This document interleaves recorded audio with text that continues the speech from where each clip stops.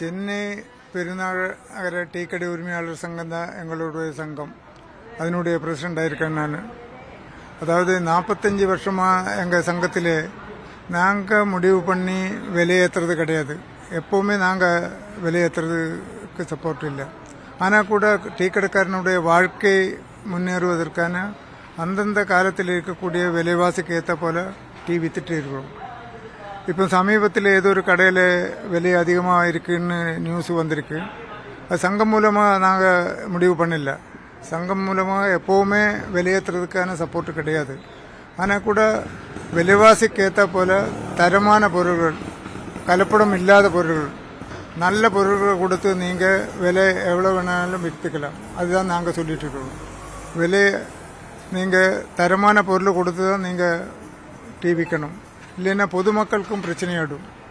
தரம் இல்லாத பொருட்களுக்கு கொடுத்தேன்னா பொதுமக்களுக்கு பிரச்சனையாக இருக்கும். சாதாரண மக்களுக்கு அது வாங்கக்கூடிய நன்றாக இருக்காது. உங்கள் வியாபாரம் போயிடும், உங்கள் வாழ்க்கையும் போயிடும்.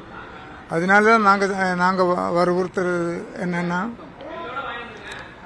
நல்ல பொருள், கலப்படம் இல்லாதது, அப்பேற்பட்ட பொருள் கொடுத்து நீங்கள் எவ்வளோ விலைக்க வேணும்னு விற்றுக்கோங்க. இப்போது கூட நிறைய இடத்துல 10 ரூபாய்க்கு டீ விற்கிறோம், 12 ரூபாய்க்கு விற்கிறோம், 15 ரூபாய்க்கு விற்கிறோம், 25 ரூபாய்க்கு விற்கிறோம்.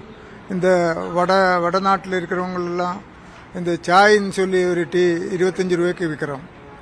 அது கூட நடைமுறையில் தான் இருக்குது. ஆனால் கூட சாதாரண மக்கள், சாதாரண சந்து முன்னில் இருக்கக்கூடிய டீ கடைகள்லாம் அந்த 10 ரூபாய்க்கும் 12 ரூபாய்க்கும் இன்றைக்கி விற்றுட்டு தான் இருக்கிறோம். ஆனால் இன்றைக்கி இருக்கக்கூடிய வாழ்க்கை நிலை இது நிறைய, அதாவது வீட்டு வாடகை, கடை வாடகை, எலக்ட்ரிக் பில்லு, இதெல்லாம் நேர 1 மடங்கு 2 மடங்கு அதிகமாக இருக்குது.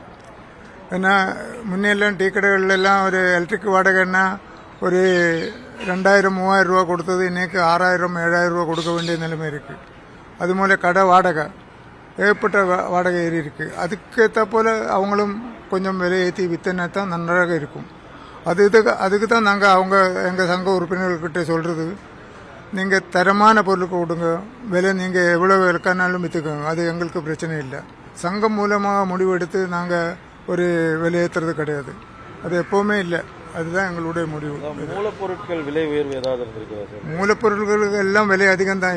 இப்போ பால் விலை அதிகமாக இருக்குது, டீயில் விலை அதிகமாக இருக்குது, சக்கரை விலை பரவாயில்ல, நார்மலாக இருக்குது, அது ஒரு அளவுக்கு தான் இருக்குது.